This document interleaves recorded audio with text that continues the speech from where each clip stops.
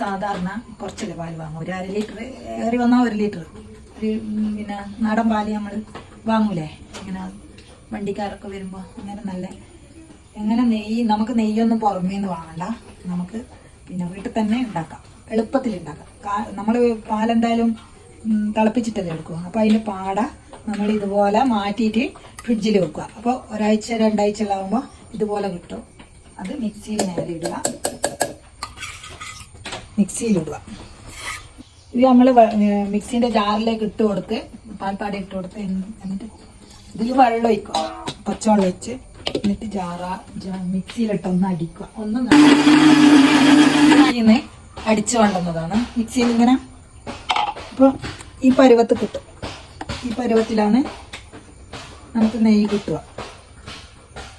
എന്താ, ഒരു പാത്രത്തിൽ പച്ചവെള്ളം എടുത്തിട്ട് അതിലേക്ക് ഇടുക വേണ്ടത്.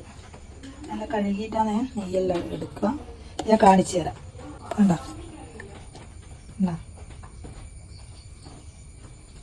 നമുക്ക് വീട്ടിലെ ആവശ്യത്തിനുള്ള നെയ്യ് നമുക്ക് തന്നെ ഉണ്ടാക്കിയെടുക്കാം. അപ്പോൾ നമ്മളിവിടെ 1 ലിറ്റർ പാലാണ് വാങ്ങല്, പിന്നെ 2 ദിവസത്തേക്ക് വാങ്ങും. അപ്പം 1 ലിറ്റർ, ഒരു 1/2 ലിറ്ററേ ഒരു ദിവസം മതി ചായക്ക്. അത് നമ്മൾ 4 ആളല്ലേ ഉള്ളൂ.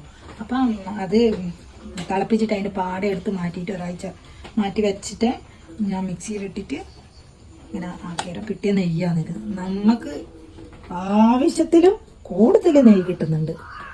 ഇത്രയും നെയ്യാണ് നമുക്ക് കിട്ടിയിട്ടുള്ളത്. എല്ലാവരും ഇത് വീഡിയോ ഇഷ്ടപ്പെട്ടിട്ടുണ്ടെങ്കിൽ ലൈക്ക് ചെയ്യുക, ഷെയർ ചെയ്യുക, സബ്സ്ക്രൈബ് ചെയ്യുക.